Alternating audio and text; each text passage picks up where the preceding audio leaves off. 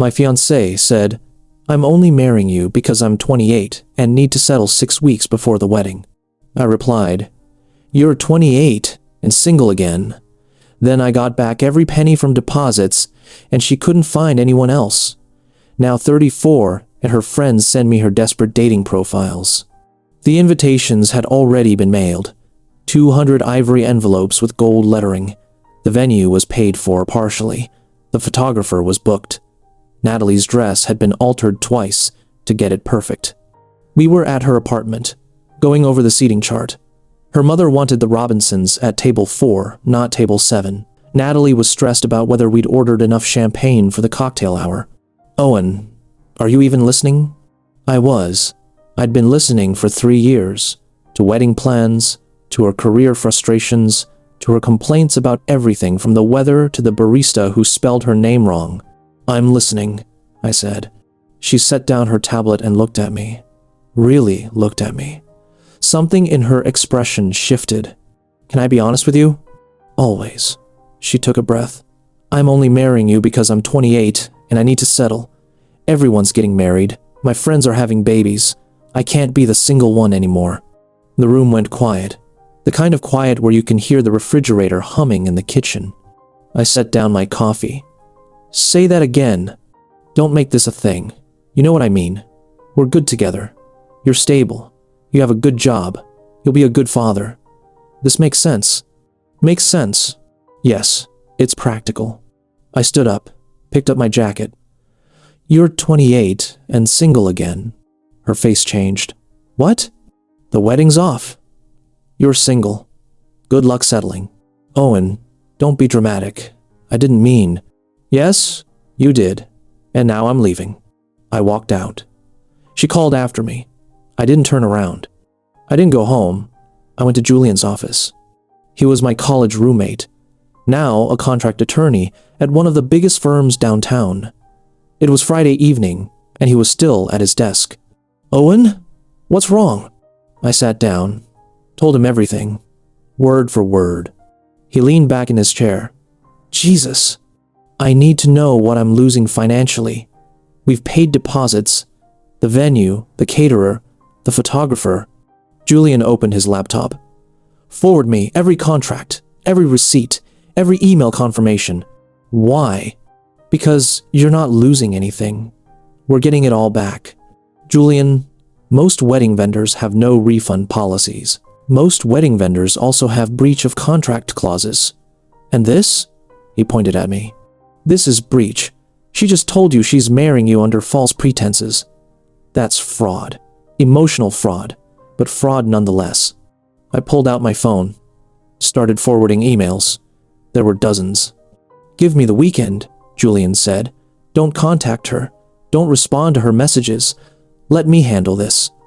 My phone was already buzzing. "Natalie, you're being ridiculous. Come back so we can talk." Another. "You're really going to throw away 3 years over one comment?" Another. "My mom is asking questions. What am I supposed to tell her?" I turned off my phone. Julian worked fast. By Monday morning, he'd reviewed every contract. We met at his office at 7 a.m. "Here's what you've paid so far." He slid a spreadsheet across the desk. Venue deposit, $8,500. Catering deposit, $6,200 long. Photography, $3,800. Full payment. Videography, $2,400. Full payment. Florist, $1,900. DJ, $1,200. Invitations, $850. Her dress alterations, $420. Total, $25,270. "That's just your half," Julian said. "Her parents paid for the rehearsal dinner venue and her dress, but this is what you're personally out. And you think we can recover it?" "I know we can. Look at clause 14 inches, the venue contract," he pointed. "In the event of cancellation due to fraud, misrepresentation, or breach of good faith by either party, deposits may be refunded at venue discretion pending review." That's vague. That's leverage. The venue doesn't want a lawsuit. Neither does the photographer or the caterer.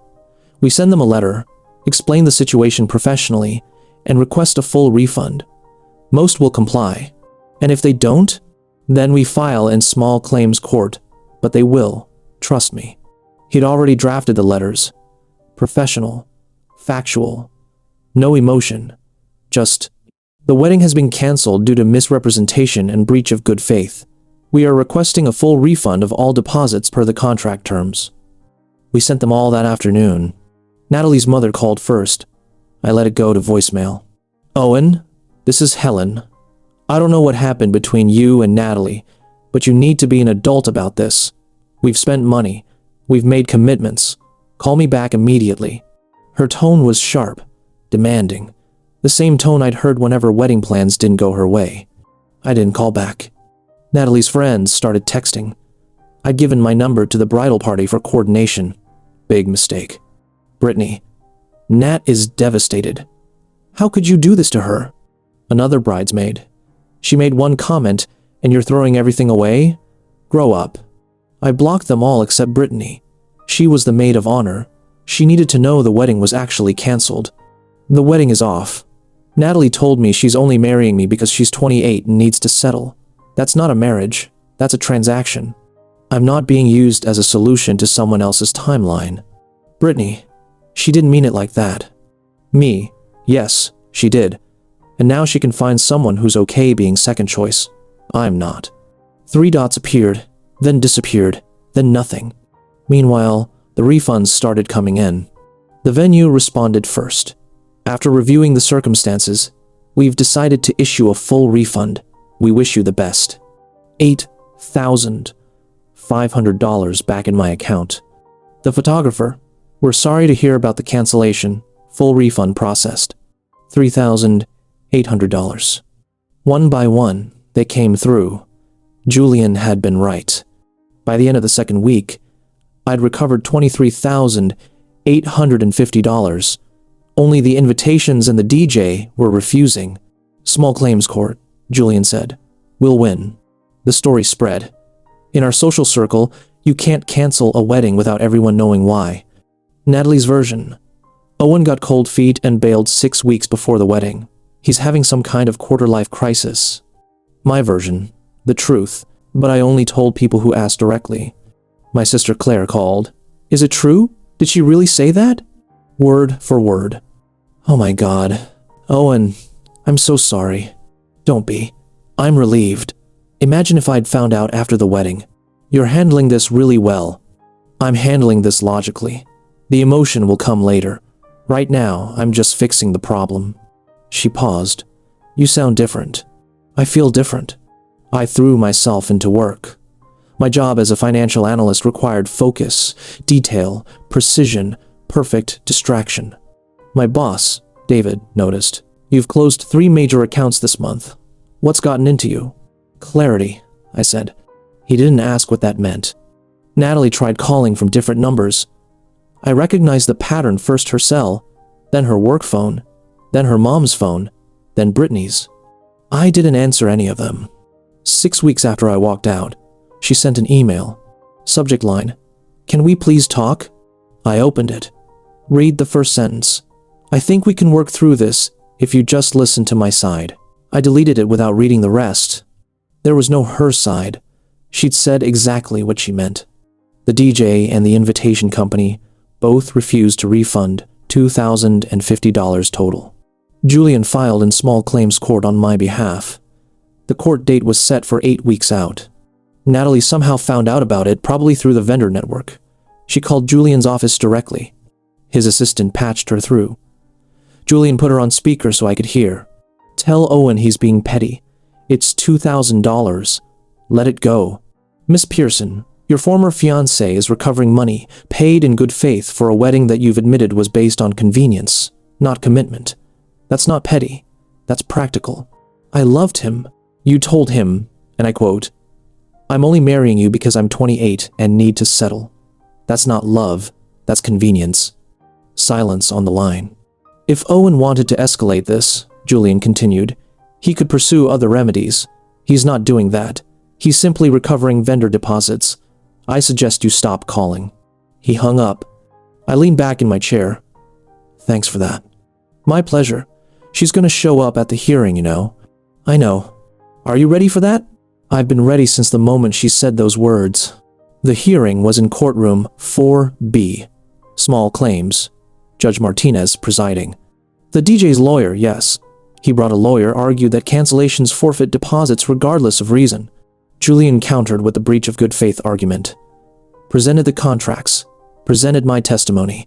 The judge asked me directly, Mr. Mitchell, why did you cancel the wedding? I looked him in the eye. My fiancée told me she was only marrying me because she's 28 and needs to settle. Not because she loves me. Because it's convenient. Your Honor, I'm not a placeholder in someone else's life plan. The courtroom was silent. Judge Martinez awarded me $1,850. The invitation company's refusal was upheld, custom printing, non-refundable, but the DJ had to pay. Total recovered, $25,120 out of $25,270. I was out $150. For 3 years of my life and a canceled wedding, I'd take it. I thought walking away from that wedding was the end of the story. I had no idea it was just the beginning.